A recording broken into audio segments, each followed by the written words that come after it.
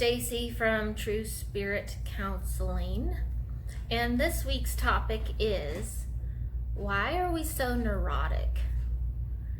Neurosis describes drastic or irrational behaviors that are an effort to manage anxiety. Neurotic behaviors interfere with your life and your relationships. They tend to be your default response, even to minor problems. So Freud treated neuroticism with psychoanalysis back in the day, so he dealt with the repressed emotions that he thought caused you to be neurotic. Distressing thoughts cause neurotic behaviors. That's why now we know that cognitive behavioral therapy can help. So the term neurosis was removed from the DSM-3 in 1980. Now we think of it more as anxiety disorders, such as generalized anxiety disorder, PTSD, obsessive compulsive disorder, and things like that. Some of the most neurotic people I know are actually counselors. Neuroticism is not necessarily always bad. There is a healthy level of neuroticism, and some people are very successful in their careers. Many of my clients that have anxiety disorders are very successful.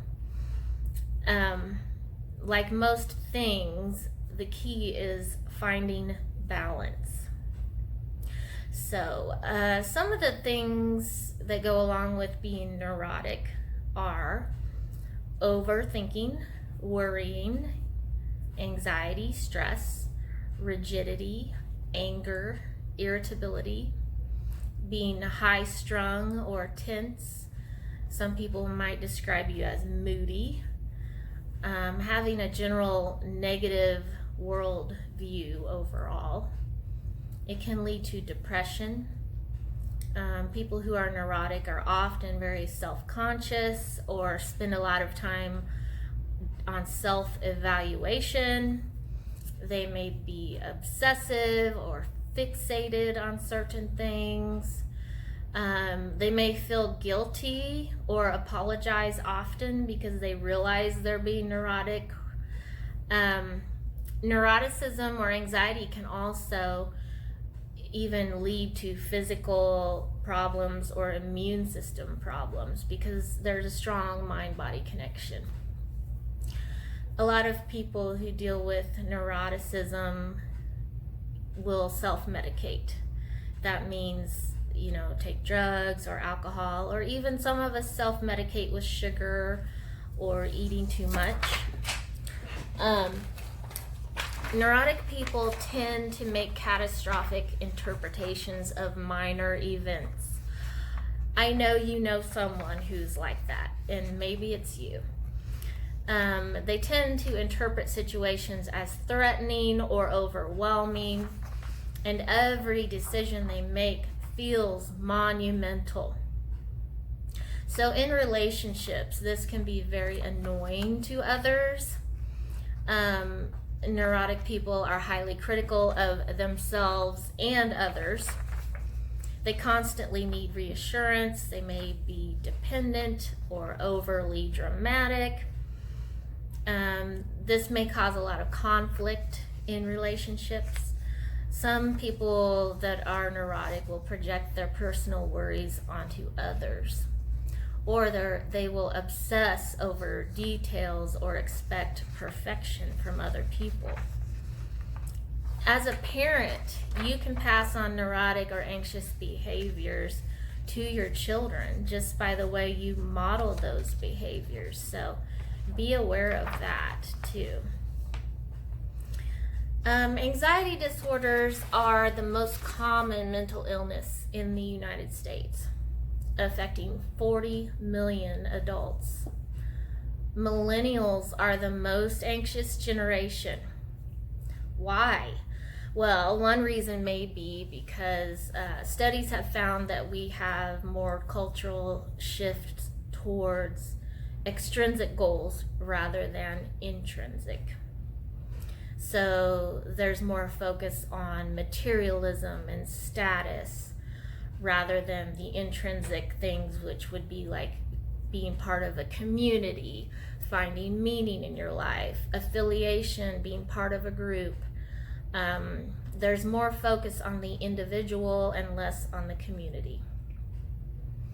Some studies on social media have found that it increases anxiety and depression and causes lowered self-esteem.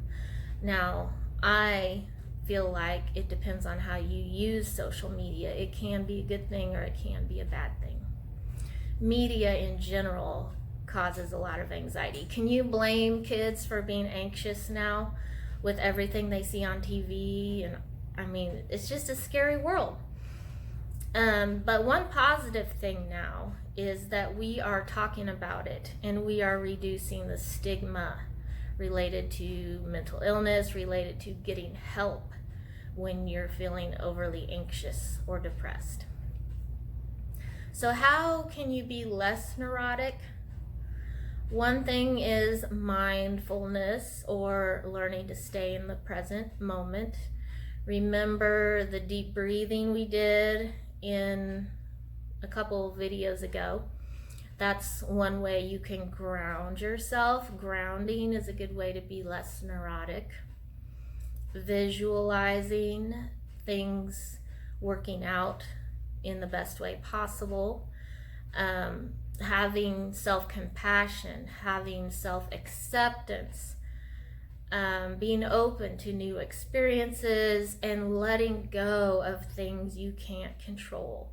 Easier said than done, but it's worth it to try and work on that.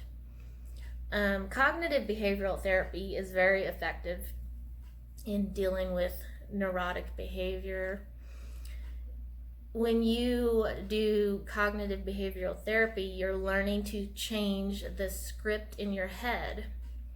You're learning to catch, check, and change maladaptive beliefs into more adaptive narratives. So paying attention to your self-talk and learning to change that. So in a nutshell, too much of anything is no good. You don't want to be a Pollyanna, but you also don't want to be so neurotic that you're paralyzed by fear.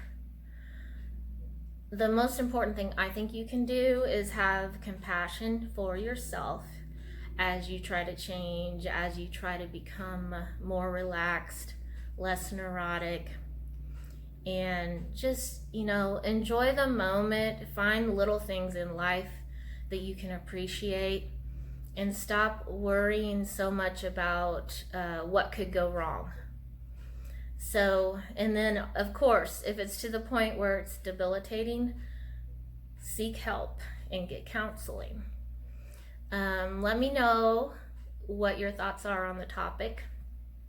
I just think it's interesting, and a lot of us in the counseling community will kind of like laugh at ourselves for being so neurotic, but it can be debilitating. It can be so bad that it interferes with your relationships and your quality of life.